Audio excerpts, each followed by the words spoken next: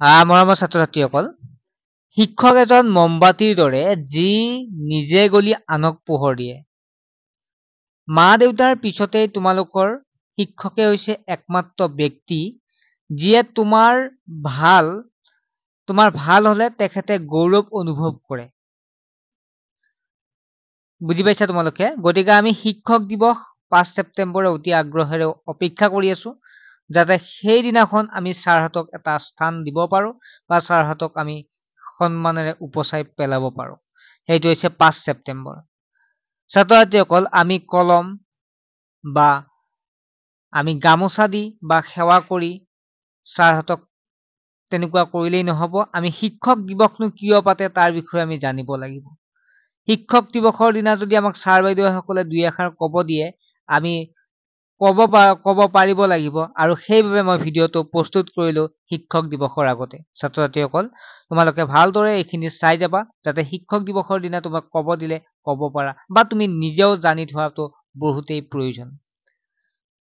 ভাৰতবৰ্ষত প্ৰতি বছৰে 5 ছেপ্টেম্বৰ দিনটো শিক্ষক দিৱস হিসেবে উলহ মালহেৰে পালন কৰি অহা হৈছে। ভাৰতবৰ্ষৰ প্ৰথম উপৰাষ্ট্ৰপতি, দ্বিতীয় ৰাষ্ট্ৰপতি তথা ভাৰতৰত্ন ডক্টৰ সৰ্বপল্লী ৰাধাকৃষ্ণনৰ উপজা দিনটোক সমগ্ৰ দেশৰ শিক্ষক সমাজলৈ আগবঢ়োৱা অৱদান স্বীকৃতি স্বৰূপে শিক্ষক দিৱস হিসেবে দেশবাসীয়ে পালন কৰি আহিছে। 1888 চনৰ 5 ছেপ্টেম্বৰত ডক্টৰ সৰ্বপল্লী ৰাধাকৃষ্ণনৰ জন্ম হৈছিল। বিংশ শতিকাৰ এগৰাকী উল্লেখযোগ্য শিক্ষাবিদ হিসেবে ডক্টৰ ৰাধাকৃষ্ণনৰ নামত ভাৰতবৰ্ষত চিৰদিন উজ্জ্বল হৈ জিলিকি থাকিব। স্বাধীন ভাৰতৰ শিক্ষানীতি আৰু শিক্ষা ব্যৱস্থাক সুসংগত কৰাৰ ক্ষেত্ৰত তেখেতৰ অৱদান অদ্বিতীয়।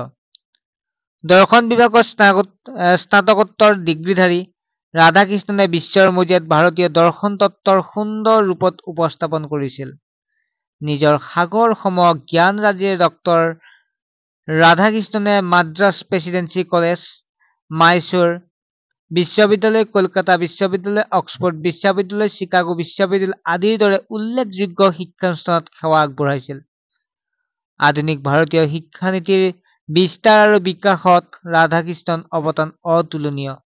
শিক্ষা ক্ষেত্ৰলৈ আগবঢ়োৱা সীমাহীন অৱদানৰ বাবে সমগ্ৰ দেশতে 1962 চনৰ পৰা ডক্টৰ সৰ্বপল্লী ৰাধাকৃষ্ণনৰ জন্মদিনটোক শিক্ষক দিৱস হিসেবে পালন কৰি অহা হৈছে।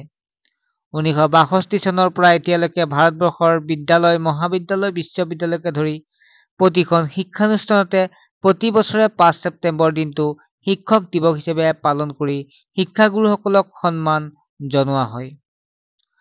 মৰমৰ ছাত্ৰ-ছাত্ৰীসকল, আশা কৰোঁ তোমালোকে ভিডিঅ'টো ভাল পালে। উপকৃত হ'ব পাৰিব যেতিয়া তোমালোকে এইখিনি অলপ ষ্টাডি কৰে বা তোমালোকে অলপ মনত ৰাখিব চেষ্টা কৰা। ছাত্ৰ-ছাত্ৰীসকল, অৱশেষত মই তোমালোকক অনুৰোধ জনাম যে চেনেলটো ছাবস্ক্ৰাইব কৰিব আৰু লাইক কৰিব। কোনোবা বন্ধু-বান্ধৱী যদি আছে তোমালোকৰ চেনেলটো শ্বেয়াৰ কৰি দিব।